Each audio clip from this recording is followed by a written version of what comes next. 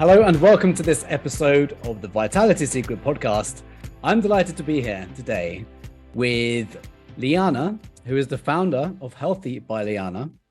Lianna is actually a fellow Dr. Joe Dispenza graduate. We met at the last retreat in December, and we're kind of the mirror of the other person. We found out very quickly we do the same thing in our business, just for different audiences. Lianna works mainly with women and I work mainly with men, but we also work with the other sex. So, Lianna, anyway, welcome, Lianna, to the great beginning. Oh, Welcome. I'm so happy to be here. Thank you for having me. It's such a delight. Yeah, delight having you on the show. We've been meaning to do this for quite some time, since December, and we're finally doing it. You're in Lisbon now, aren't you? I am. I'm in Portugal. It is delightful as well. I love Lisbon. It's amazing. So we got talking very quickly about what we did for work, and as we met at the Joe Dispenza event, I was very curious as to what brought you to this work and what kind of results you had got with the work of Joe Dispenza and maybe other forms of meditation. I don't want to give it all the emphasis on Dr. Joe Dispenza, but although I think what his teachings are just phenomenal, I just also like to say there's other forms of meditation as well. Yes. However, you have dedicated a lot of your focus, as have I, to his work and his meditations and his retreats, and you have got pretty extraordinary results. And you have entered your current business through your own story of healing. So I'd love to hear about your story. Sure. Yeah, go ahead. Sorry. Didn't mean to cut you off. No, that's fine. I was just going to say, please tell us what got you, well, firstly, into whatever comes first, into your business or into the Joe Dispenza type meditation and attending the retreats. Okay. So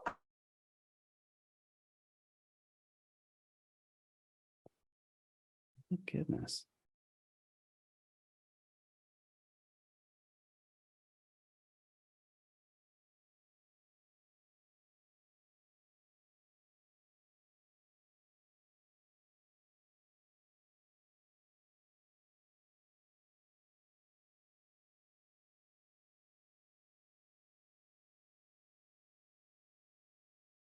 Oh, there you are. You were paused. I thought I should stop. Should I have kept going? It's fine. I can't believe this. We have Starlink. Now I can't hear.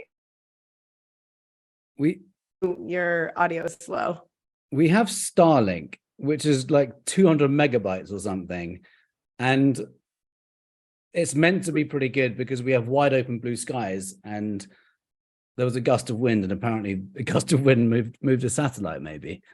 Well, anyway, I don't follow these things, but isn't Mercury in retrograde? Doesn't that mess everything up? So they say. I don't know enough about that. I have no idea about that. Sorry about this. Sorry, on behalf of Elon Musk. Please continue with your story. Yeah. So like I was saying, always a highly sensitive person, ever since I was little, just like to everything, stimulation, very emotional. And in college, I started to have like a little bit stress, anxiety, stomach issues, that kind of thing.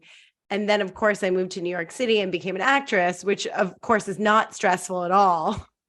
So by my mid-20s, my body started falling apart in a myriad of different ways. And I was seeing a lot of different doctors, and no one could really pinpoint anything. I was having like pretty bad food allergies where my like throat was swelling and my lips, my hair was falling out, my period stopped. I ended up with like pretty bad fatigue issues. I was in bed for about a year. I had over time, it became quite debilitating anxiety and depression, a lot of gastrointestinal issues that culminated in some pretty severe bleeding internally. And so I'm seeing a bunch of different doctors. Everyone's trying to give me a pill or a cream or something. No one's talking to each other. And I finally go and I get a colonoscopy, and they're like, we don't really know what's wrong with you, but you have two options. We'll put you on steroids now, or you can come back in a year when things get worse, and then we'll just put you on steroids for the rest of your life then. And I was like, I'm not even 30. These are my options. Like, I can barely get out of bed. My hair is falling out by the handful. Like, I'm emotionally flat. I can't eat anything. Every time I do anything, I have a panic attack. You know, it was like the list went on and on. I was like, this is really wild. And luckily, I came from a more like holistic background. So my parents were like, well, why don't we like start doing a little bit of our own research? And I came across a doctor who had written a book about the microbiome, which again, this is like over 10 years ago. So no one knew what the heck that was. But I read it and I read a lot of articles and I realized that so much of what was going on was in my gut, was really being affected by my gut. So I invested in this protocol that he had done. And it was so wild. Within 12 days of changing just my diet, so cutting out things like sugar, gluten, dairy, processed foods, caffeine, alcohol, and introducing, you know, just supplements to heal my gut, you know, the lining, to repopulate bacteria. Within 12 days, I remember the day I woke up and it was like someone took like a terrible Instagram filter off my life. And it was like, all of a sudden colors looked different, food tasted different. I had energy and I felt like I was like connected to myself for the first time in a number of years. Like someone had taken 10 years off my life. And I was like, God, 27 years old or something. It was crazy because I felt so just exhausted and just not like myself. And I was like, wow, this is crazy. Not only is my energy being affected by this, but my brain is so profoundly. So I, you know, continued to do the protocol for about 6 months and a lot of my symptoms reversed. I started seeing a naturopath and I was just completely hooked. And I was like, this is wild. And as an actress, I was like, how is no one talking to performers about this? Like what you put in your body directly affects your brain. And I knew so many other people. Go figure. I know, right? Yeah. But no one was like literally 10 years ago, no one was talking about that, right? Which is wild today because we like really know the correlation. So I was looking through all different programs and I was like, I want to learn more, right? I want to understand what's happening in my gut, how it affects my brain, how it affects, because I felt like I was affecting my personality, how I thought. I could not find, and now there's so many great programs, but I was looking into becoming like a nutritionist or a registered dietitian.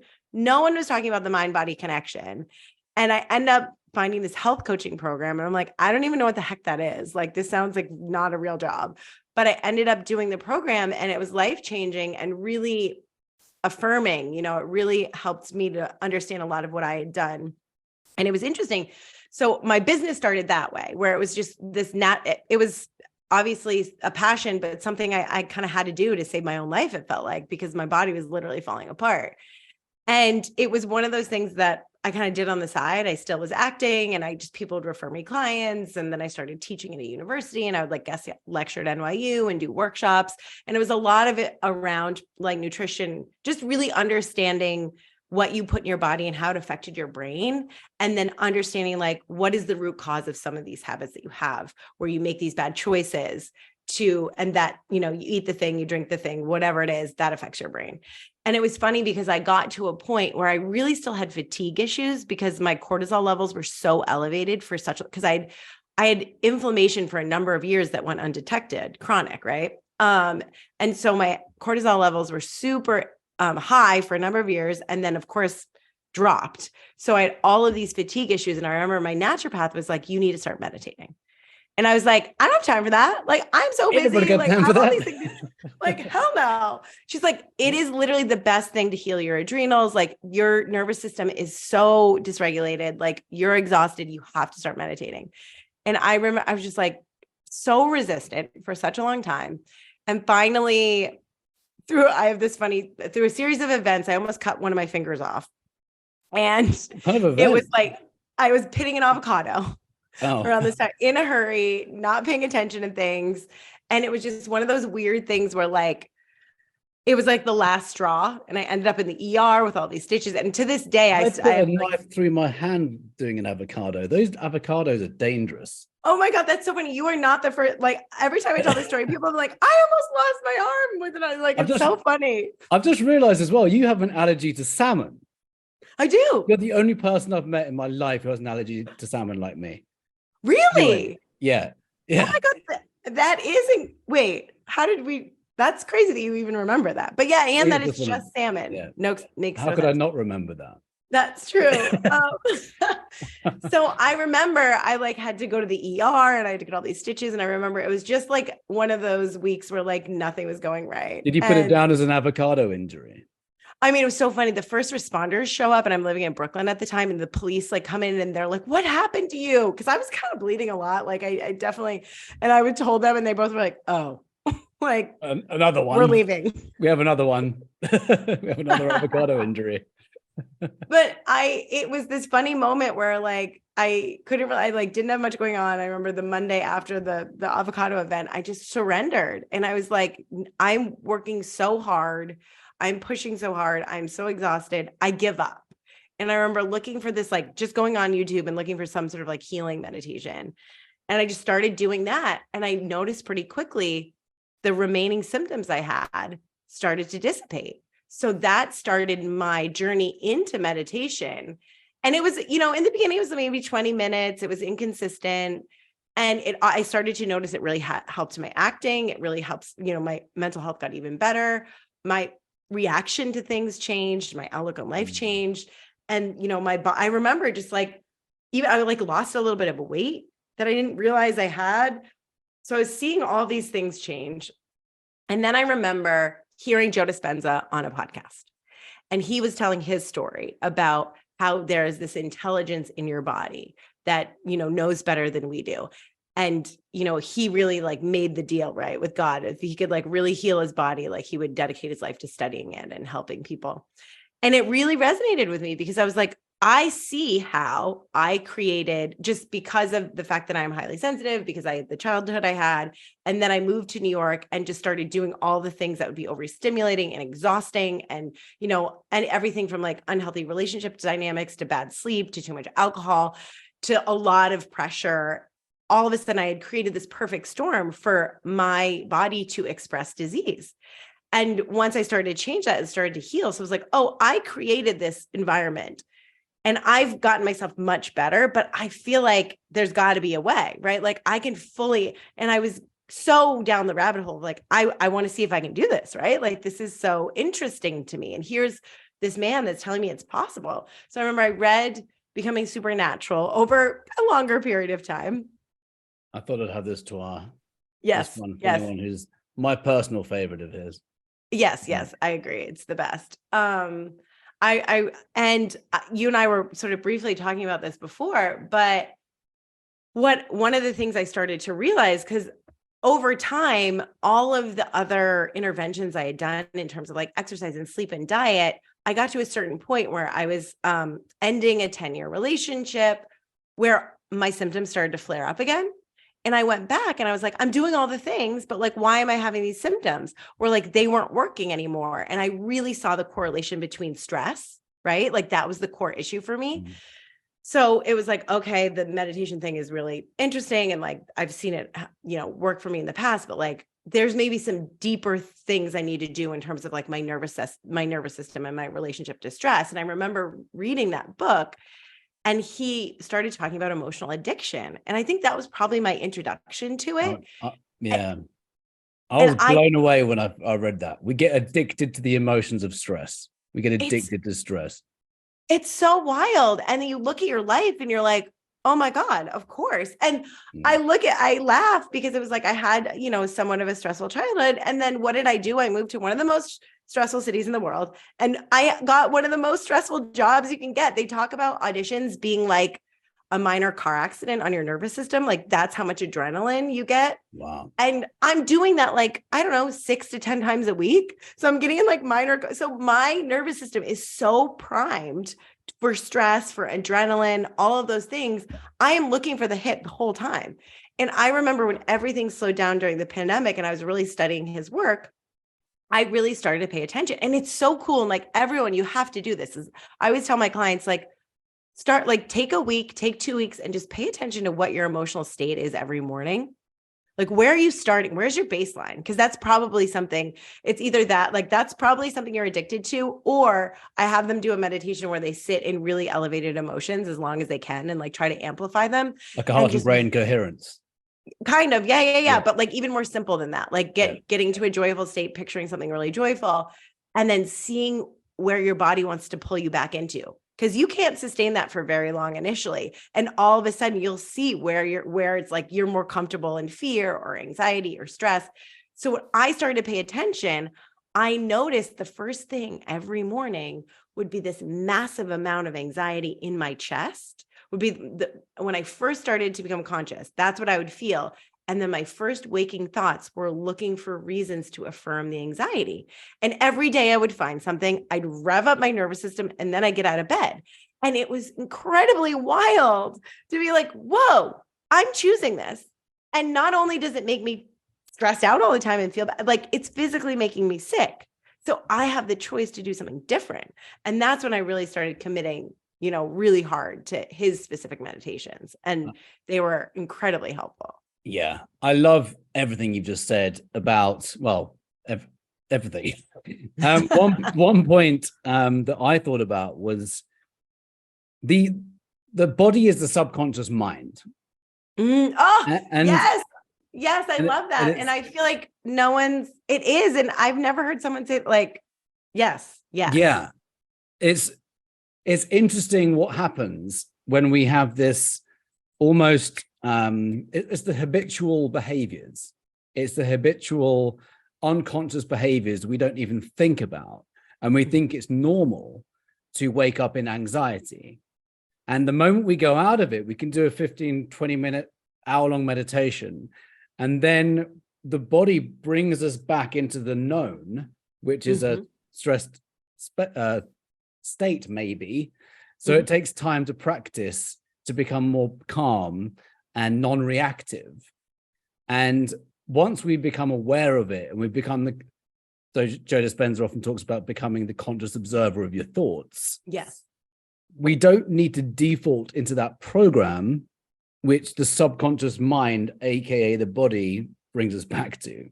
So he often talks about training the stallion, doesn't he? He's like, he would do many meditations until eventually he's like, the body's finally listening. So the mind's going, body, listen to me. That's not okay. So, or, with a bit more love than that. But sometimes. Yeah, it's just interesting. And knowing that we are responsible for our thoughts and well, not necessarily our thoughts, but our emotions. And at least we can become aware of them and switch to a new level of thinking and a new level of mind. That alone is a powerful practice without the meditations. I like that you do the meditations without the just a simple form of elevated emotions. Bruce Lipton has measured the frequency. Sorry, not Bruce Lipton. Dr. David Hawkins. Are you familiar with Power Versus? Of course you are, because you're the female version of me.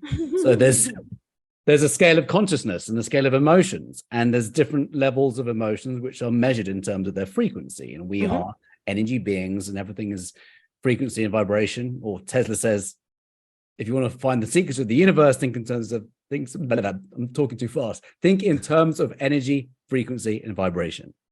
And just like everything in the body has a frequency, emotions have a frequency. So if we can tune into a high frequency emotion and we program ourselves to do that, and we do it in a meditation, and then we combine it with breath, and we can combine it with heart focused breath, which is what we do every morning after breath work, actually, we start to become more aware of our emotions and our thoughts. So that was a huge revelation for you, wasn't it? Understanding. Oh my God. Changed my life. It changed my life. And then really unlock the next phase of my healing. Yeah. Because when I went to, because I spent, I guess and it's so funny too, because I hadn't bought any of his meditations. I just like memorized a couple of them from the book, because I had done silent meditation for a number of years before that. So I wasn't like, I started with some guided meditation early on, and then moved into like mantra-based silent meditations for a number of years. So when I read Becoming Supernatural, I kind of like memorized a couple of them from the book and would do them on my own. And then it was so funny to go to a retreat, and I was like, oh, wow, this is very different. This is like way more energetic, like a lot more physically active, which was great. Right. Like, I don't remember. I mean, I would love to hear your first experience, but it blew my mind. Like that first time going to one of his retreats, it was like the most beautiful experience ever. And by the end of the week, you just feel like you're walking on clouds or something.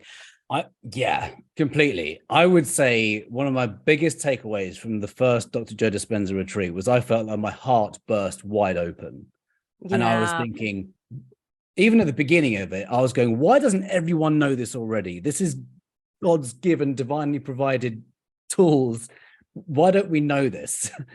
I mean, in the back of my head and my logical mind, I've researched why we don't know this, but I'm thinking this is key for everyone to know. And I kind of, Yeah. it sounds corny, but I fell in love with my heart, and I fell in love with with humanity and what we're Yeah. capable of. And witnessing so many people reverse the most incurable of illnesses according to one form of medicine, and seeing deaf people hear again, blind people see again. I met someone on the first retreat in June last year who reversed blindness. She's from Brighton in the UK, my university hometown or university town, and they'd provided the data for the iris scans beforehand and after the meditation retreat, and the doctor could not believe what they were seeing. That's So so wild. It's it's so great. inspiring. And what I love about Joe Dispenza is that, yeah, it is inspiring, and he's got data to support it. We have these logical minds now that we need science to I'm doing that because there's science and there's science. We need data to show what's possible instead of just trusting in something, a greater level of mind, a greater intelligence which created us and the universe.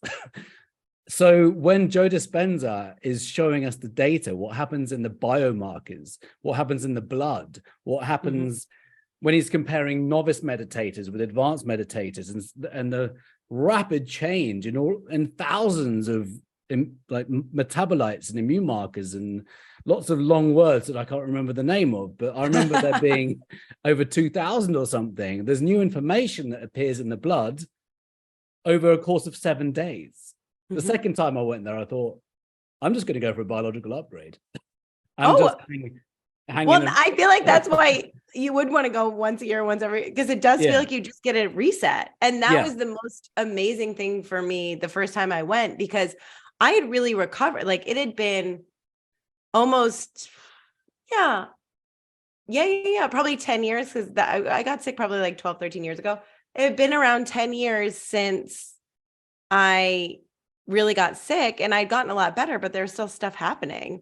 And I remember the second to last day when we do the longest meditation really early in the morning, I sat up and I had this huge rush of energy come down my spine and into my pelvis, which was where I had a lot of the inflammation. And I thought, I had this moment where I was like, did I just pee my pants or like start my period in the most aggressive way? Like I was feeling around like, what? It feels like hot and wet. And it wasn't. And it was like my nervous system felt like it completely got reset in that moment. And I had been living in hypervigilance for so long. And I came out of there in more peace than I had ever felt, that never reversed, right? I never went back to the other way of being it. And I remember from that moment and how I felt at the end of the retreat, I was like, I am going to dedicate an entire year to doing this every single day. And towards the end of that year, I was doing like 2 hours a day in the morning. I would just do two consecutive hours. And I did that for a couple months. And it was like, I felt unbelievable. And it really felt like I got an upgrade. And since then, You're unless 73, I'm really, aren't you? I'm 75 actually. You got just But anti-aged for over 2 years, so much. I mean, very, very rapidly. And then I was telling this to you, and I am happy that I will continue to stick with the work. And I'm happy that I did, because it wasn't until, I guess, last summer that I uncovered the other big emotional addiction for me, which was this feeling of like longing and sadness and like separation, and always looking for a reason. Whenever I felt too happy or too content, I would always find myself, and it feels like, I don't know what it feels like to you, but when I started to pay attention to like emotional addiction, it feels like my body like pulls me into this other state where even if it's like you feel really happy, all of a sudden I'm physically like almost like melting into this other thing. It's that Big Leap. Have you read the Big Leap? No, I know the book. Upper Actually, Limit. it's funny. We will do whatever we can to sabotage. Once we're about to get through that level, we're about to expand into a new level of mind, a new level of consciousness, a new level of being, and we sabotage and we bring ourselves back down again because it's uncomfortable being in the unknown. Right. So we will normally unconsciously bring ourselves back to the known, and there's that body that's the subconscious mind again that will do whatever it can to bring us back. Yeah. And I would feel that pull, and I started to realize, because it felt like me, right? You so much of your emotional addiction feels like you. This is just like who Lianna is. Like, I am sort of this like sad, dreamy person. And I was like, or I'm choosing this. And I had this huge shift last summer. I was like, wow, this is why I've never been fully content or happy in a lot of the relationships and situations I've been in. I'm choosing not to. I feel more comfortable and safer when I'm not content, when, you know what I mean? When I wish things were different. And it was really wild to start to release and reprogram that. And then it's so amazing when like we have so much more control over our experience of life and how happy we are and how physically healthy we are than we think we do. And that was such a crazy awareness moment, because since then it's like, I was able to really, truly, and this is going to sound corny as well, like fall in love with myself and like just really find peace and happiness alone within me, feeling like I didn't need anything else outside of myself. And like my continued meditation practice, the most beautiful moments I've ever had, whether it's been at Dr. Joe or just by myself doing meditations, it's getting to that place of just like deep peace and love and contentment, knowing that like literally nothing outside of you is going to give you something that feels better than that. And like any striving and chasing for anything outside of you is there's just so much more beauty within us. And like, you already have all of it. We all just need to get out of our own way and know that and learn how to cultivate that. I love that. It's so true. And it's a constant work in progress. Yes, it's absolutely. Because we've grown up, most of us, in responding to our environment. We'll only be happy when I meet this person, when I bought this house, when I got this job, when I got X, Y, and Z. I can say Z because I'm English, even though you're not. I don't know what you mean when you say that, though. It's so confusing. Yeah. I've adjusted some of my speech because I often speak with Americans. But I think I lived in the UK for 2 years, so I'm like very fluent. Is that why you understand Z? That is. Most Americans have no idea. And you can say bin if you want, I'll know. Yeah. I completely lost someone in raw food in Whole Foods once with raw food, and I won't go into it, but another time it took about 10 minutes for them to understand what I was trying to say. Anyway, and water loses them completely after really 3 times, then eventually I go wider. Yeah. Anyway, back to I can't remember what I was saying. Weird. Zed started this. It started back to A to Z. Oh my goodness. This is why we don't go off on tangents. I was about to give the meaning of life. If it's important, it'll come back. It'll come back. Yes. Emotional addiction, subconscious mind. We were talking about like getting out of your own way, being able to like everything being within you. Oh, that's it. Thank you. So everything you're just talking about the happiness coming from within. Yeah. So it is a work in progress. And I didn't realize that my whole life, I'm responding to my environment the whole time. Yeah. Meet this person, job, etc. Everything I just said. Mm-hmm. When we can actually cultivate that, using your word, I think that is where the beauty is. And it's almost cliche. Oh, you got to find peace within. Like whenever I used to hear that, I was just like, whatever. Yeah, you're like woo woo. What were you talking about? Peace within. And then I got it. And there's people at these events. I mean, you don't have to go to an event to experience this. And no. Of course, we can experience it when we're in nature or swimming or doing whatever we love. What I've just noticed at events was people were having these headgasms and experiencing this love that they'd never experienced before in their whole lives, even if they were in a loving relationship with nothing wrong, they still hadn't experienced that level of love they felt within when they were doing, for example, the Kundalini up to the brain, and or he doesn't like calling it Kundalini, does he? Bringing the energy from the perineum up to the pineal gland, or just heart and brain coherence. And just sitting there for 30 minutes, experiencing high frequency vibrations rushing around you. I got goosebumps as I was talking about that. But like, there's so many ways we can experience love without being in a relationship or, you know, family, etc., friends. It is here. And what he often talks about is when people heal, it's not often the first thing they say isn't often the thing that they reversed or the illness that they cured. I've got to be careful with the word cured, but whatever they reversed, or it's normally, oh my God, I've just experienced love like I've never experienced it before. Yeah, absolutely. And they'll talk about love and love and love and love and love. And then eventually Joe goes, can you tell them what you've reversed? And they'll be like, oh yeah, stage 4 cancer, it's gone. And it's he has to catch himself sometimes with what results people are creating. So I love that you experienced the love like I did as well on the first time, because that was my biggest takeaway. I was communicating with people who are interested about it, particularly my breathing group, for example, I lead every morning, I was telling you about. They were very, very interested to hear about it. And whenever I was talking about love and falling back in love with myself again, as cliche as it sounded, and what we're capable of, I kept on like bringing myself to tears. And I was like, why am I crying all the time? Oh, it's so weird.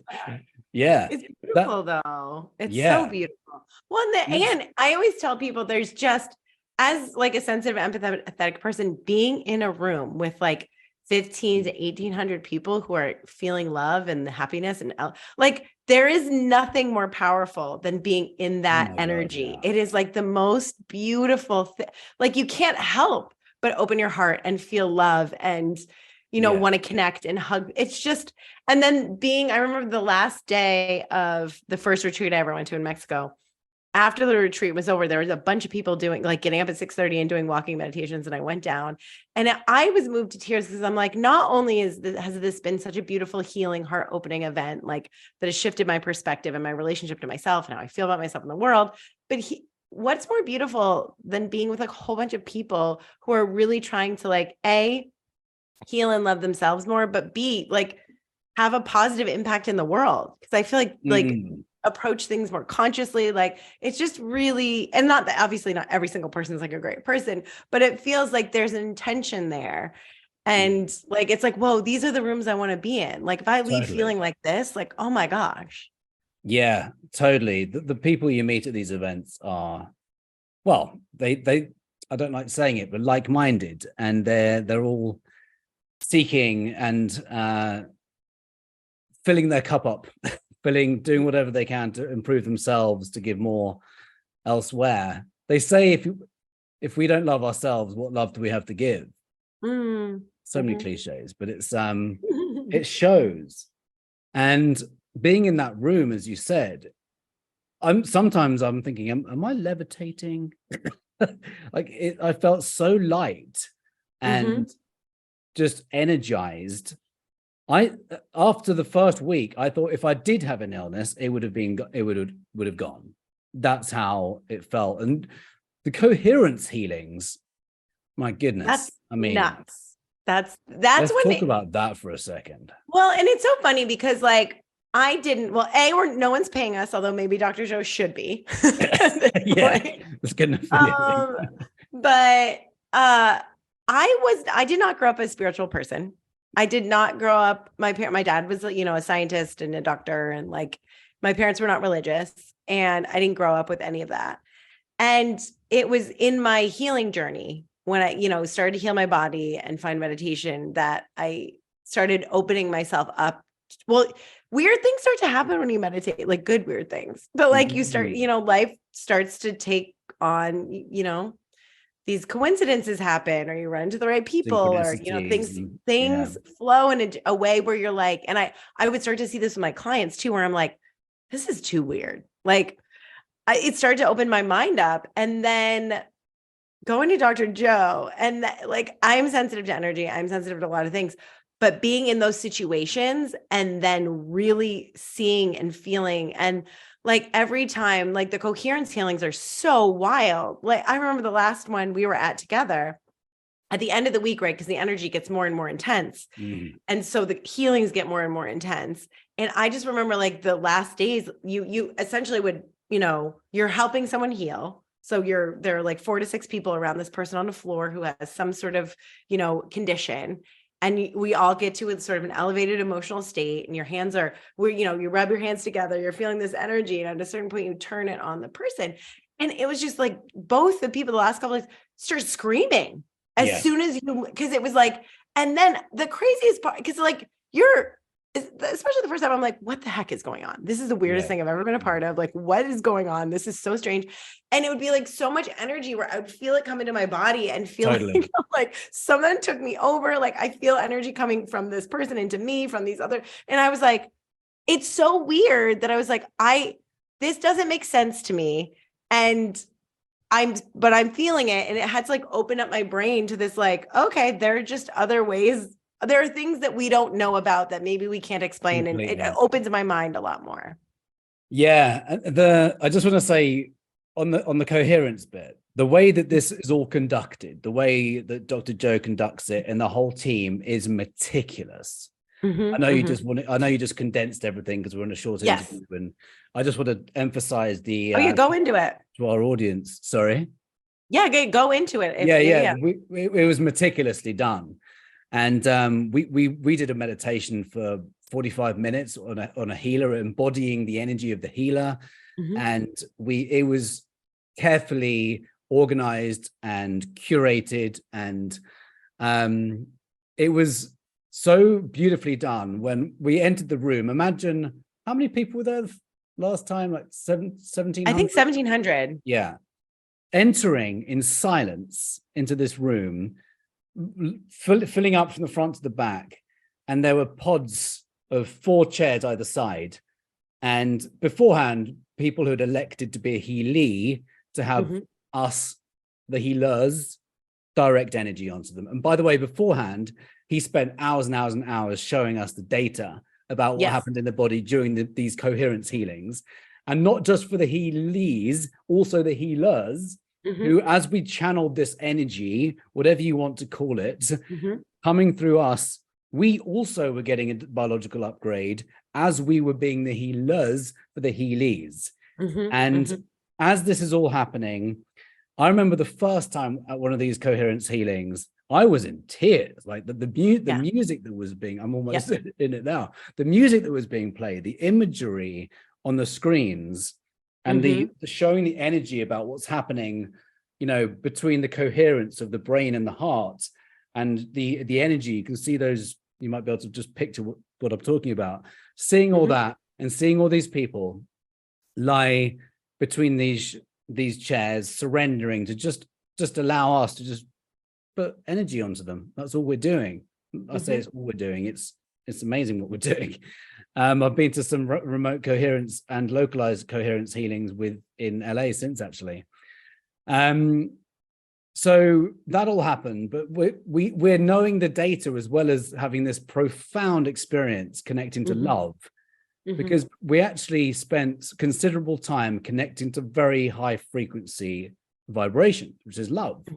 And once we were there, and after quite some time, we then directed the energy onto the healees. And as Lianna was saying, some were having spontaneous remissions in one session. And I would always find too, I at the end, everyone, he directs you to put your hands back on your heart, right? So you're sharing this energy with the group and the people. Every time it's like, boom, my heart opens up. I'm immediately sobbing. I remember the second retreat I went to, all of this stuff, I'm divorced. All of this stuff came up and it had only been a couple of years, but that I didn't even realize we're still emotionally like stuck inside. And all of a sudden I'm sobbing about my divorce, and it felt like it like healed this emotional piece that I didn't even know was there. So it's like you are getting so much healing from that experience, but every time at the end, it like opens my heart up. I like burst into tears and I can't stop crying. But it's like this very beautiful experience that feels very cathartic. Totally. It's the frequency of love just rushing through 1,700 bodies at once. It's unexplainable. I actually was brought up a Christian, although I didn't stick with it. I won't go into the reasons why I didn't stick with it, but it's that I had my mind opened up to this kind of force that is greater than us. And I had seen some things similar to this in church, I guess. It just came from a different kind of, well, it's all the same.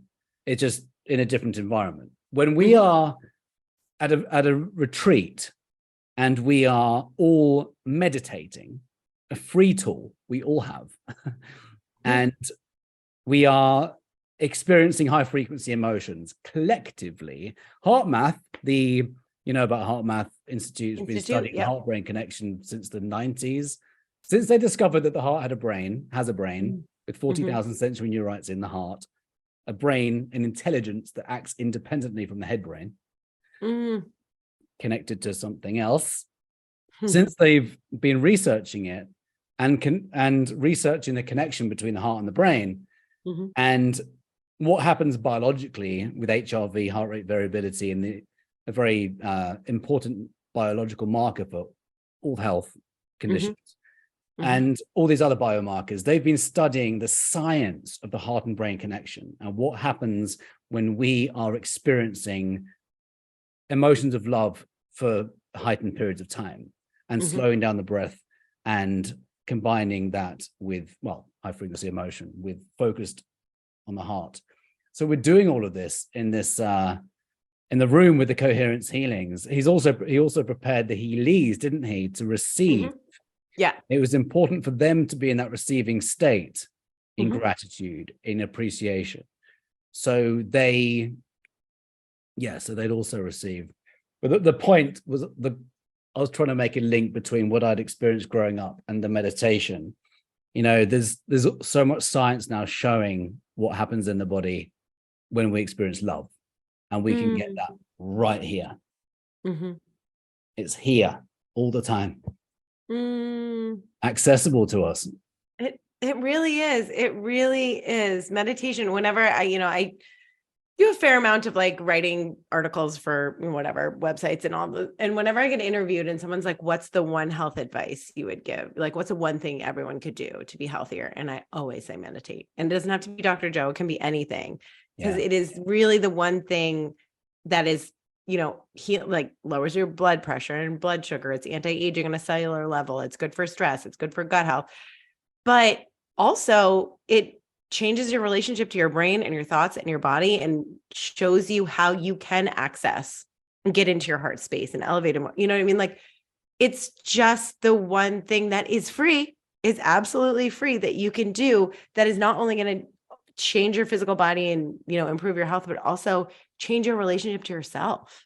And again, like we just have so much more control over how healthy and happy we are than we think we do. Like, obviously we don't have, life is life, and, horrible things are always going to happen, but like we always have control over how we show up and respond and how we act.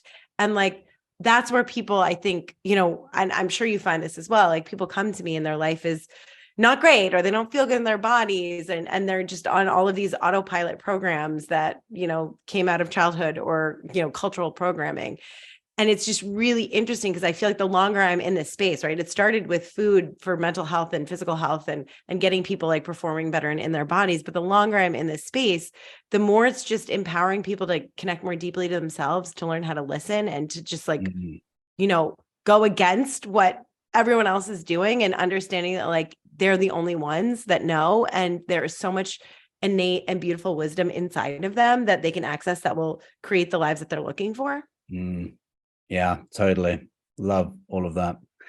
Yeah. The reaction thing is an interesting one.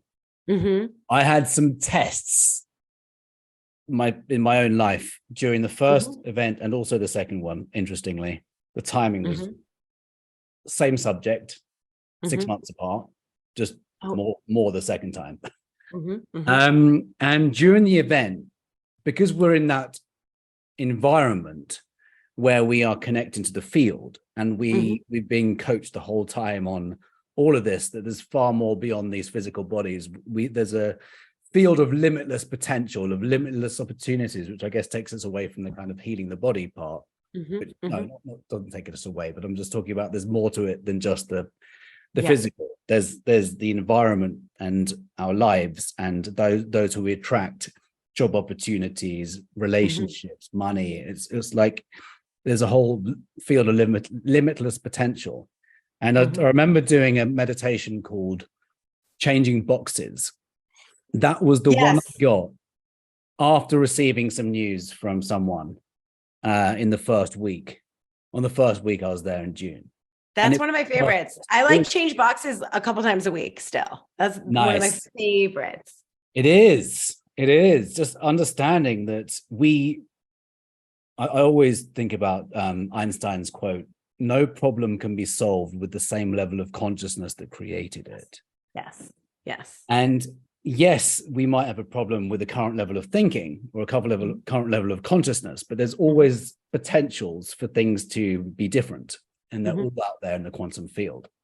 And this meditation helps us to tune into those potentials in the quantum field, which at this level of thinking, we're not going to be able to connect with. But if we're in that deep meditation, we suddenly go, hang on, there's so many potentials out there. Let's not focus on this one that's causing me to suffer. And I'm coaching myself right now because it's a constant work in progress. Yes. And I must say, after the first one, I failed with something. I got a few weeks later back into a familiar environment where the trauma is so deeply rooted. I didn't contain myself as I'd like to have done. Although the refractory period was much shorter. Well, and that's the work, right? That is the work. And I think, the refractory period is how long are we going to linger in a negative state for? How long are we going to linger in a negative emotion for? The more that we become conscious of that, we can shorten that.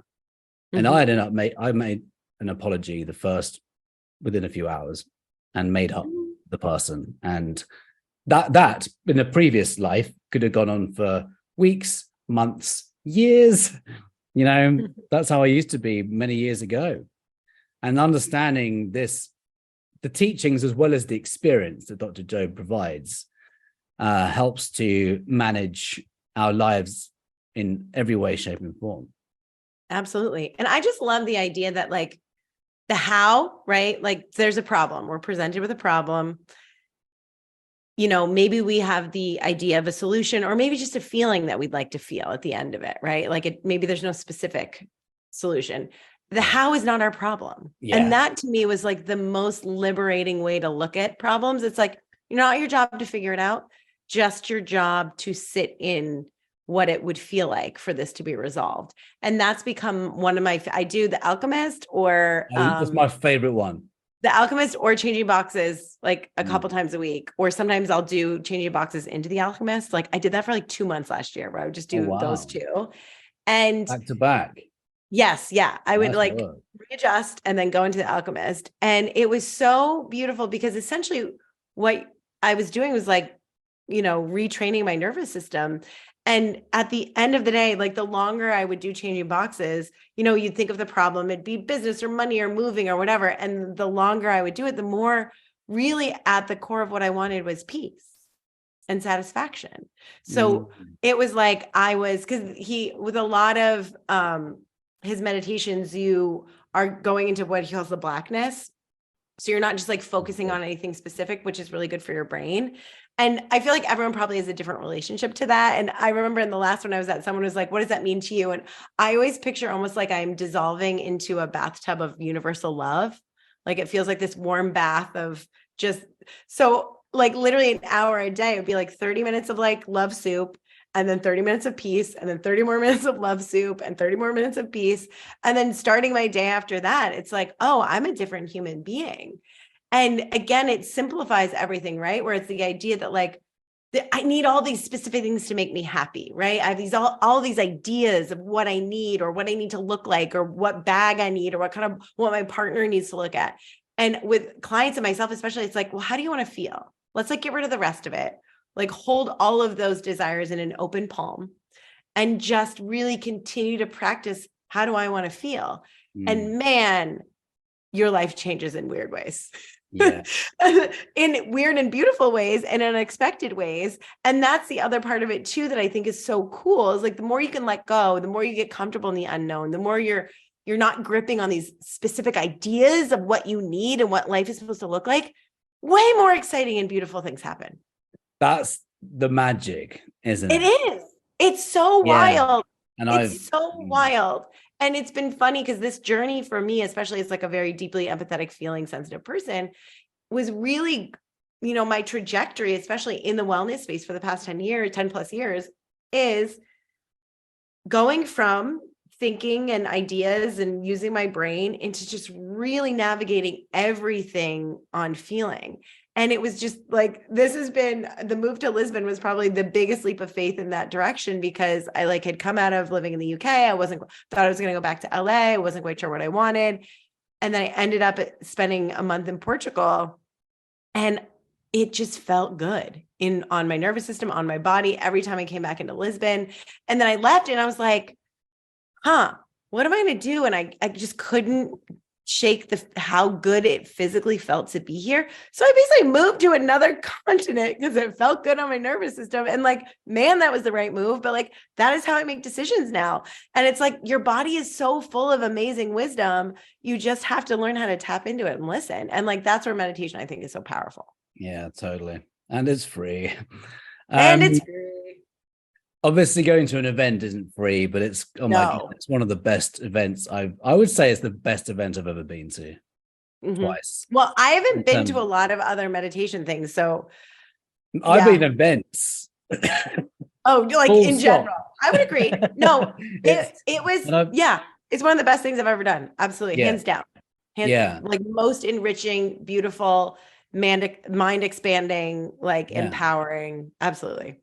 Yeah, I mean, talk about ROIing. It is a few thousand, and imagine plus hotel, and imagine how much money people spend. Let's say you have an illness, how much money and time goes into suffering when you can put this kind of investment in. And we don't have to go to a retreat. You can do the meditations at home. You can do any kind of meditation at home. And he talks about people reversing diseases at home. Totally. Like, they don't even ever go to anything. They buy a book. They listen to they buy a couple of meditations. That's it. And they commit. The biggest thing is they commit. Yeah. They understand, they re-educate themselves. Like this pretty much stays on my desk the whole time if I want to go and reference and look something up to remind myself about the power of it, because it's bringing us often there's a default program that likes to come back in again. So you have to kind of constantly reprogram for the new way of being. But we don't have to go to the retreat to get these kind of results. I just like is an understatement.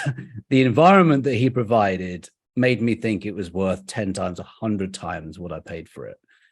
And the people that you meet and stay connected with. And we ended up going to south of France, and we both got friends in common now. And we hung out in the south of France in September last year, just 7 or 8 of us, just enjoying some meditations and breath work and cold plunges together. And then a few nice evening drinks, just enjoying ourselves. But it's spending time with that kind of people that I personally like, as well as all of my other friends, of course.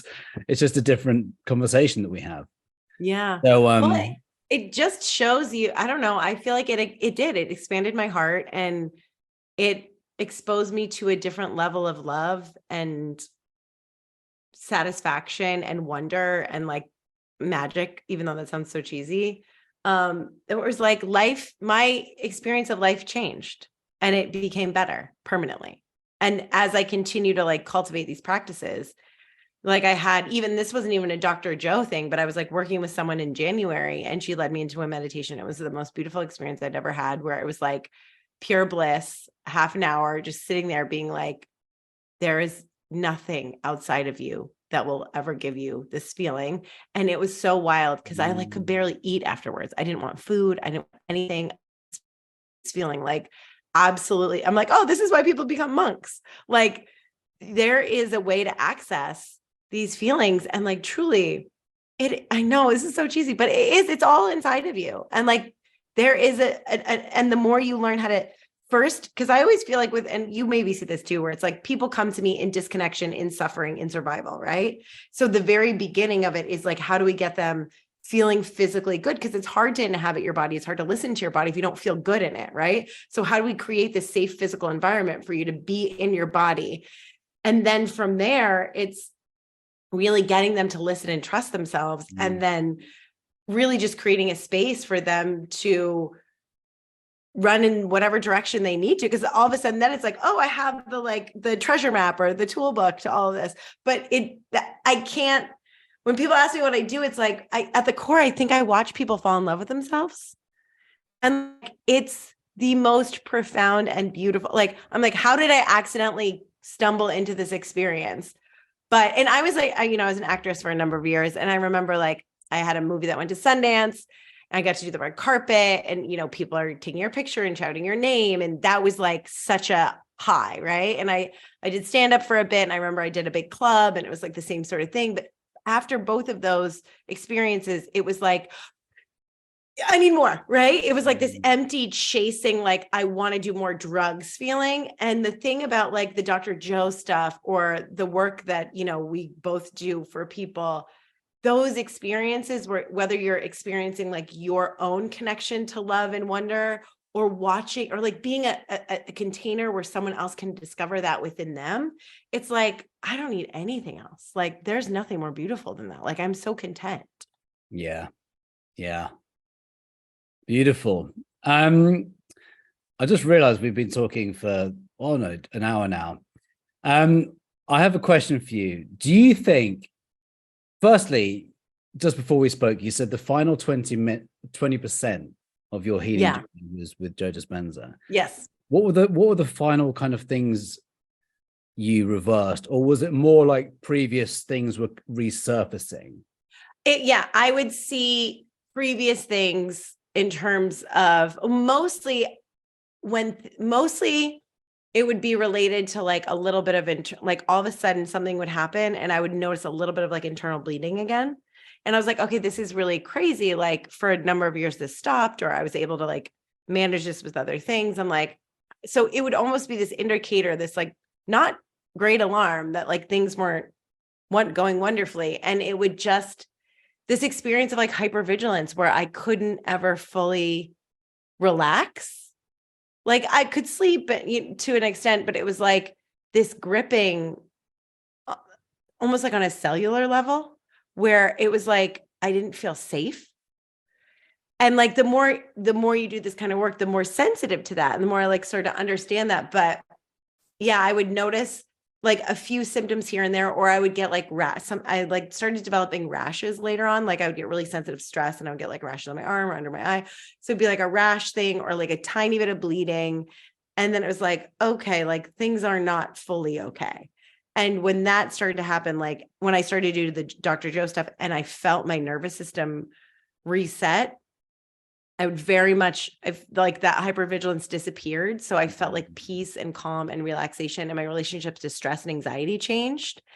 And from that, my symptoms became less and less and less. And, unless I'm really, really not taking care of myself. And again, it's funny, as someone, I saw this like healer for a while, and he was so great because it was like during the period where I was like, during the pandemic, getting divorced isn't really good on your whole systems.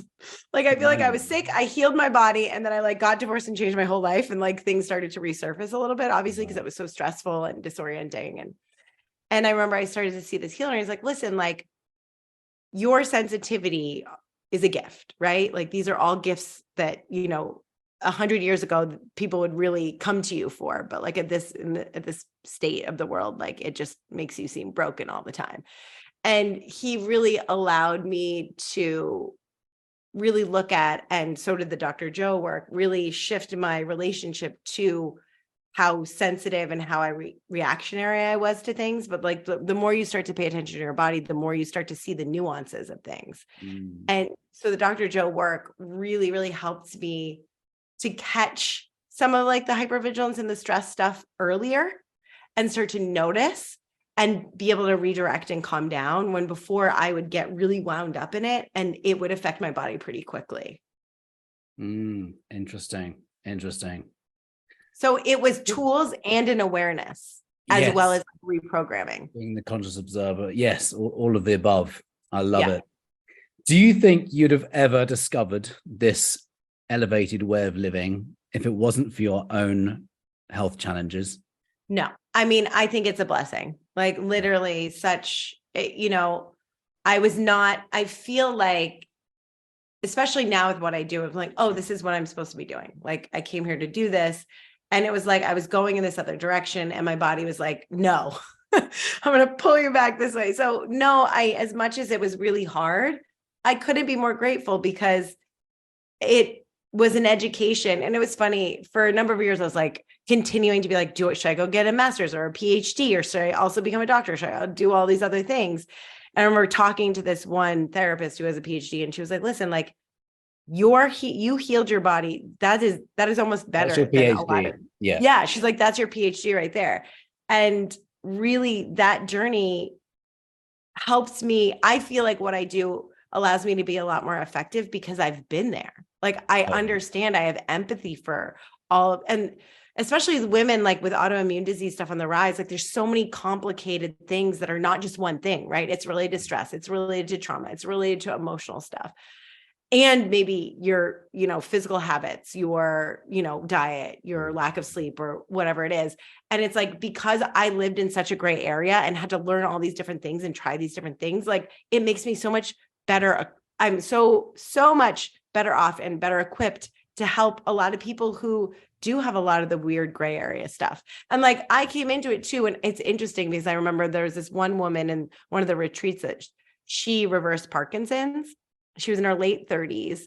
And she talked about how part of the reason she felt like she got it was she was a perfectionist and she was really hard on herself. And I remember I had such a light bulb moment because I had an eating disorder. I was an actress and a model. I was so mean to myself. I would exercise as punishment. I was like doing all of this crazy stuff to try to strive to be perfect and better and good enough. And like, there's such a correlation, especially with women, but men as well, with like those ways of thinking and speaking to yourself and getting sick, right? So it's just really interesting. Health is just not in this vacuum, right? There's so many different elements to it. And our job, I feel like my job with people is to really sit and listen and help them kind of navigate internally what they need and learn to listen and trust themselves. Because again, your body is often the one that knows beyond all of the specialists in New York City. That was my experience. Like no one could fix me. Right. Yeah. Yes. I couldn't agree more. It's I think really there is only one healer, and it's ourselves. Yeah. We need to be our own personal best health advocate. Everyone I've interviewed who've reversed incurable illnesses according to one form of medicine has done it by taking their health into their own hands. Yeah. And researching far beyond the mainstream way of doing things. There's a commonality, and that is it, really. It's becoming their own personal best health advocate and looking for people who have done what they want to do. Mm-hmm. If that person's reversed X, how have they done it? Yeah. Anecdotal, they say anecdotal isn't science, but there's many people who are now saying, well, actually, Terry Tillman, in fact, I interviewed him on my podcast. He reversed a spinal cord injury, just like Joe Dispenza did. He reversed declining eyesight. He's 20/20 vision now, 80 years old. And Amazing. He did this before discovering Joe Dispenza work, but he was doing meditation and visualization. And he actually says he sees anecdotal evidence more interesting and more solid, in fact, than what we hear about as science. Mhm. Well, So because you're seeming to believe it's possible, right? Mirror right, neuron, right? right. If you And can do it, once I you're see that you there, can do it. I believe that I can do it. totally. And the human body, if we can get our head around a few things, it doesn't get sick because of a pharmaceutical drug deficiency. Mhm. It gets sick because there's a reason causing it to go out of balance. Because of There's- pharmaceutical drug deficiency. That's very funny. Oh, there- yes. I don't have enough Yes. steroids. Shit. I don't have enough. And that's what I was living on for 30 years. I'm a slow learner. 30 years of steroids have Oh, left gosh. pigmentation on my skin. Oh, gosh. Sisters have all this as well. It's from eczema for 30 years. It wasn't until my dad's stroke when I had a wake-up call.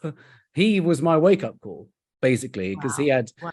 I remember him being told he had chronic inflammation, and I did a bunch of research on chronic inflammation and saw it as the underlying cause of his asthma, which is symptomatic of chronic inflammation and high blood pressure and the stroke. And then, it's also the cause of my eczema. Oh, so I need to change my diet and lifestyle, get rid of inflammation. And like you, it opened up all these new doors to me that were closed. It wasn't in my awareness that there's a world of energy over here. The whole elevated way of life where we can change our bodies through thought alone, where we can manifest things in our physical reality external to our bodies. That wasn't in my awareness until I got sick, or until I went did my own research. And one of the biggest things on that topic that I had my first retreat that I realized, because I remember I was getting really stressed because your sleep is kind of all over the place because you get up very early. And I was like not getting enough sleep. And sleep was one of the things that was so healing for my body. So for a number of years, I was really rigid about it. And I remember the first time I went to one of his retreats, I was kind of getting stressed out that I was like, oh my God, I'm not going to sleep. If when I don't sleep, I get sick and all these things. And I was feeling better and better. And I had this realization halfway through the retreat that it was like, oh, wow. Even though I got, I'm getting better, I got mostly better, I am still treating myself like a sick person. And if I still identify that way, guess what my body is going to do? Right. And it was like, I had to make this concerted effort to be like, I am no longer that person. Like that is an old version of me and I have evolved past it and I am no longer a sick person. And that I think was as important as the resetting of my nervous system. But I love that you said that. And I totally relate to that. The more that we give energy to the label of what it is that we have, the more energy goes there. Wherever we place our attention is where we place our energy. One of his very, very common phrases or terms or sayings, quotes. What else? Keep going. List them all. more words. So one thing I say with my clients is disassociate from the label immediately. Do what you can to not talk about the label anymore. Because we can, just like we can heal the body through thought alone with the science of the placebo effect, we can also make ourselves sick by talking about the very thing we want to heal over and over again, which is why traditional talk therapy often doesn't actually work and can make us sicker because of nerve cells wired together. And those neural pathways, if you keep going into talk about your childhood, talk about your trauma, identify your trauma, that's never going anywhere. Spiral, keep on reaffirm. It's interesting, isn't it? And it's what you were saying about sleep, that blew my mind. I wasn't tired during that week at all, even though my sleep number of hours was almost half. Particularly when we woke up at 4 a.m. for a pineal gland activation. that one was so long. Wasn't that like over 5 hours this last time? Something like that. It was like 4.5 hours, I think. Yeah, it was. Yeah, I feel like it was like 4:45, which is like insane. Yeah. And it didn't feel like that. No. But they're like showing. And they're showing scientifically that meditation can be equally as good as sleep. Well, it's the only other thing that turns on your parasympathetic nervous system. So it can be, if you're reaching the right state. It can be. It's just phenomenal, this work. The reason I wanted to bring you on live is, as well as record this anyway, is firstly, I think more people would see it, and there's a delay between recording and making it live. Yes. But also, I think right now is a really good time to be sharing this stuff and encouraging anyone who's suffering from something chronically to give them hope. Like there's so much more available to us. It's extraordinary. Yes. We just need to kind of look for it, and it will appear. The teacher, what did they say? When the student is the ready, student's ready, the teacher appears. Yeah. Yes. And it's like, if you're looking for it, if you're craving it, and you're talking to people who have reversed whatever it is you want to reverse, I don't believe there's anything that's irreversible anymore. I used to think, oh, there's certain things that are really hard to reverse. But did you hear Dr. Joe Dispenza talk about someone regrow a thyroid in the last week? Yes. Even he was going, what? His team was saying, so this person's been thyroid, by the way. This is not, you're not going to believe this, or maybe you can. In Western medicine, and I'm talking to our audience, the treatment of care for an overactive thyroid, which is Graves' disease, is to basically destroy your thyroid and put you on medication for the rest of your life. That's so medicine, crazy. Apparently. I'm getting so crazy. My own nervous system just went into a rage. Anyway, put that aside. We now have the science of epigenetics that tells us that the environment in the body dictates the health of our cells. It signals the genes, which then signals the health of our cells. It's not the genes themselves that trigger the illness. It's the environment in the body, which is like epigenetics is above, genes is the hardware, epigenetics is the software runs the hardware. So if we have an environment in the body conducive to healing, what the science of epigenetics is telling us, and I'm using that word in true form, is that the body will heal anything, provided we create an environment in the body conducive to healing. So in more than 95% of the population, what I've said is verifiable. There's a few percent, between 2 to 5%. I think Dr. Joe was talking about it's around 2%. I thought it was around 5%, but it's even less. About 2%, between 2 and 5% of the population are born with defective genes. Yes. Those genes which that are not, that just are going to show up how they show up. But everything else can be reversed. The thing about that, I remember learning about epigenetics. Just quickly. Go ahead. And then just come back to it. Including a thyroid which has been destroyed or irradiated. Including that. Sorry, but no. I'm glad you brought it back to that, because that's insane. That's insane. And Dr. Joe was going, body... huh? Yeah. Well, I just thought learning about epigenetics was so exciting, because it was like, whoa, again, here we have so much more control over our body and our health than we think we do. And then the other part of it that I really, really stress to my clients is it's not just sleep and exercise and vegetables. It's the quality of your relationships.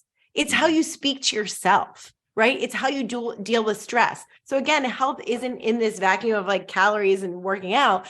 It's literally your body is listening to everything, even the mean thoughts you're telling yourself. Yeah. So like you have to really overhaul everything. And with anything with the body, and I've seen this with myself, and I've seen this now having this business for about 8 years.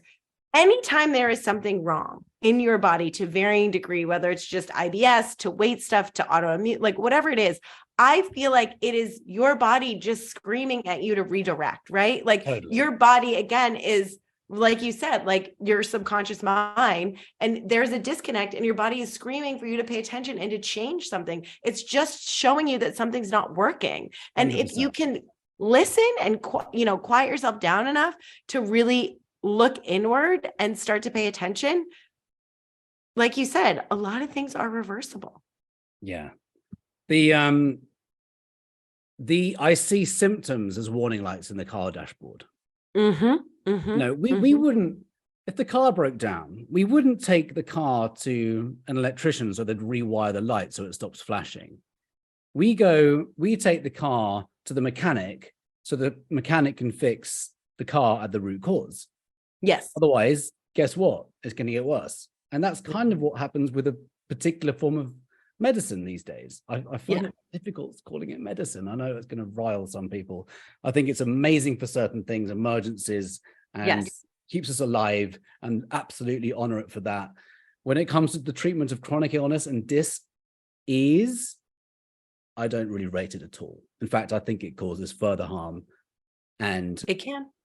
Yeah. So when we honor it for what, where it's good, and then just say, right, the body's presenting a symptom. So it's causing me to say, hey, this, talking to people who reverse cancers as well, like stage 4 cancers, fully metastasized. Wild. When they go in the through bones, right? In the bones. In the bones, yeah. Yeah, like crazy. They have often said, cancer saved my life. Yeah. There's a book called Radical Remission where Dr. Kelly Turner interviewed hundreds of people who radically reversed advanced stages of cancers. And Dr. Joe Dispenza has tons of these cases.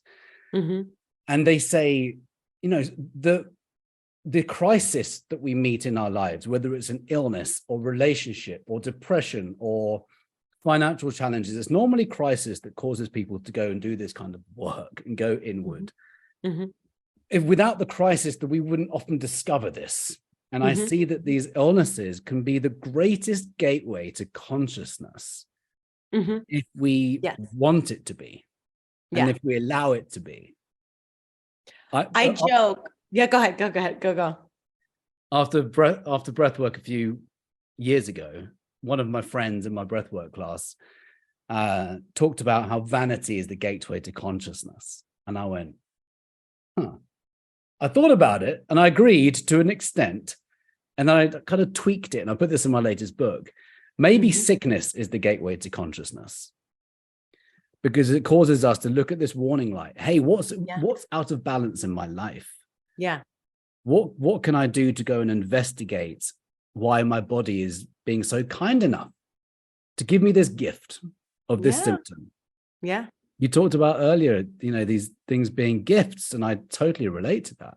I'd never have discovered this if I didn't have eczema, and then my dad didn't have his stroke. And life has a weird, wonderful way of kind of presenting all the breadcrumbs, so we kind of pick them up or listen and pay attention. Yeah.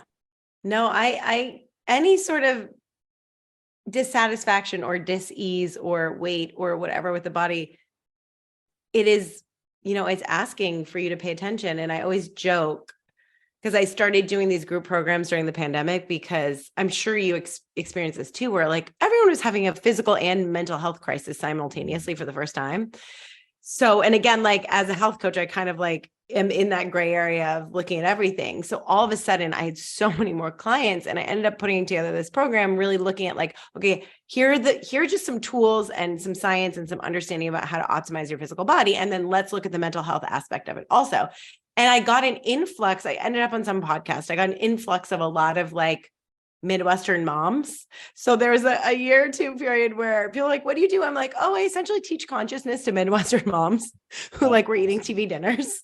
That's but awesome. it's like, but what they were, they're thinking they're coming to me to lose weight and stop having like stomach issues and drinking too much and being stressed out. And what ends up happening when you really look at how do I optimize the body? Because when you do, you end up optimizing the mind, and it becomes very obvious what the issue is, right? And then it's like, okay, let's tackle those thoughts or those beliefs or that trauma.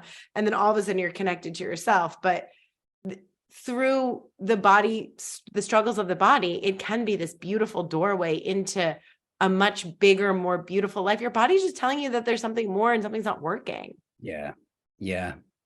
It's an invitation, I think. It is. It is. Life can just get better and better and better and better and better. I feel like we could have picked any one of these topics. We could have picked stress and talked about it for a whole hour. We could have talked about the pineal gland meditation for an entire hour. We could have talked about a number of things. And we've been going this is one of my longest podcasts. I try and keep it to an hour normally, but I just felt it was such a good flow. So I'd like to bring it to a close now. And is there anything else you'd like to share before I ask you about where people can find you and that kind of thing? Is there anything else? No, I feel I agree. And I think that it's so fun to come across people who, even have your weird specific food allergy. I feel like it's just was such a delight to have this conversation, and I agree. And maybe we'll have to spend an hour talking about any one of those things in the future. But no, it's fun sitting here. Throughout this conversation, having these moments of just re-feeling all of the feelings, and you're just like reminding me of the beauty of all of this stuff that I've learned. And so not only do I hope people take a lot from this, but like, thank you for, connecting over this stuff, because I feel like I'm going to come out of this conversation just more deeply in love with the stuff that I know to be true. So thank you for the reminder. Yeah, and thank you for the reminder as well. It's been really useful to help reprogram my mind and body with these teachings and remind myself the power of all of this. And I really hope this is valuable for our listeners, and I think it was. First of all, who do you mainly help? I help women from honestly 20 to 70 at this point who have complicated relationships with food and their bodies. Maybe they have gut stuff, maybe they have autoimmune or thyroid or hormonal issues, who also are, feeling like there's something more and something missing. And, they're not getting the right answers. They're sick of, what doctors are telling them or diet culture is telling them, and they want to have a better handle on their body and, their lives. So Brilliant. Men as well, but I do group programs for women that really look at the mind-body connection and optimize the physical body in order to optimize the mind, and then get clear on what is getting in their way. So there are many stages to it, and people sometimes stay with me for a couple of years where we take them from survival into optimization, which is really beautiful. So yeah, I'm at a weird, like in the middle, like life coach, nutritionist, therapist vibe, but I love it. And people just often find me in really funny, weird ways. Or do you get a lot of this where like someone will have a beautiful transformation and then just a bunch of people will flock to me and be like, I don't care what this is, but I want what she's having. Yes, it often is one person who can bring lots of people in. Yeah. Because that also attracts a similar mind. Because it does require, I mean, everyone's on a different kind of level of their journey, I call it a vitality journey. So everyone's at a different stage. And yeah, I think it helps with referrals because, well, I don't think there's any better way of getting business because it's like-minded and people sharing their results. So what's your website, first of all? Healthybylianna.com, Lianna. And that's also my Instagram handle, and I hang out there a lot. So you can DM me there, but the website's good too. Perfect. And what is your number one vitality secret? I mean, I think we already spilled it. It definitely is meditation. It is the one thing that it's the one non-negotiable for me, right? Like I don't know if you have this where I have a lot of practices that I really love that keep me feeling really good. But in a crunch or when things get busier or when I'm traveling, it's like the one thing that I won't put down. And maybe it's a couple of minutes, maybe an hour, but meditation has transformed my physical body, healed it, and also my life and relationship to myself. So that is my one secret. And I always tell people in the beginning, it doesn't matter what kind. Set aside 3 minutes, find someone whose voice you like, right? Like it's just more about creating that habit and understanding how your brain works. But yeah, it doesn't have to be expensive. You can just count your breath. It doesn't matter. Yeah. But starting to take space to sit down and be quiet and connect to yourself will change your life and heal your body. Brilliant. I also have a podcast I just launched. Can I plug it? Oh, please. Yeah. I totally forgot. It's called Love Through It. And the idea behind it is that, like we talk about here, there are always the one guarantee in life that it will always throw challenges at us, right? And we have an opportunity whether to struggle through them or love through them. So it's interviews like this with a whole bunch of my mentors, some experts, some of my former clients talking about either, their healing and transformation journey or tools to figure out how to love through it. And I feel like probably what you and I both do is essentially create a toolkit for people. And yes, you'll still have the ups and downs, but I think with the right tools, you stay up much longer and you know how to handle those sort of downward spirals much easier and see them as gifts and opportunities for growth. Love it. Love it. What would love do? What would love do? Well, no, I'm not asking you to answer it. I'm just, do you remember that was always asked at the Joe Dispenza event, and there are people with t-shirts everywhere saying, what would love do? It's also something I remind myself in a crisis situation. I talk to my clients about it. I'm like, in this situation, what would love do? You go and figure it out. Thank you for listening. I know. To well, the that's like, Vitality I think I Secret talk about that a podcast. lot, where If it's you like, liked how this, can we always, please leave a 5-star rating. when you And if you loved have self-awareness and you're please take a connected to few yourself, minutes it's to like, leave how a can I review. come from love versus The more fear? 'Cause ratings that's the and core of reviews it. that are left, And one of my the easier favorite it is for this favorite life-changing books is this information text called to Living get with into the Joy, hands of and they people talk about, I who remember the need first time I read it, they talk reverse about, chronic illness, what if strengthen every your immune time system, someone communicated and build with you, resilience you saw it as at them either Vitality communicating love or Secret.com. need for love. And that is always Oh, it. wow. Wow. Isn't that so? Like, don't listen to anything else. Just, is this love? You know, are you hungry? Do you need a ride? Tell me when you land. Or is this a need for love? You know, whatever, however people are acting out. And if we can just navigate the world that way, like, it's so much easier to come from a place of love, I think. And what a brilliant note to finish this interview on with that.